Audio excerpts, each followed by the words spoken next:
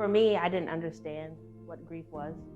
So I identified as there was a lot, starting with the struggles of where was the anxiety coming from when it came to certain matters of family issues, or what was this feeling of wanting to be accepted.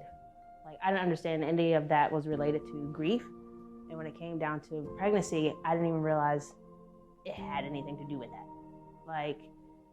I just knew this was something that I wanted for years and it wasn't happening. And even though I believed God for it, there was always a sense of doubt behind it.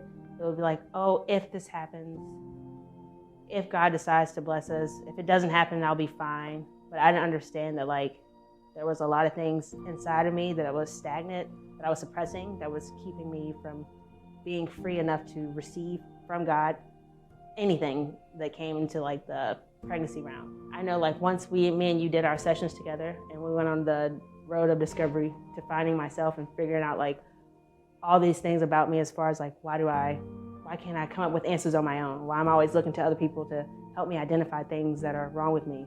What's all this pressure that I'm feeling in my chest, a tightness when it comes to certain issues?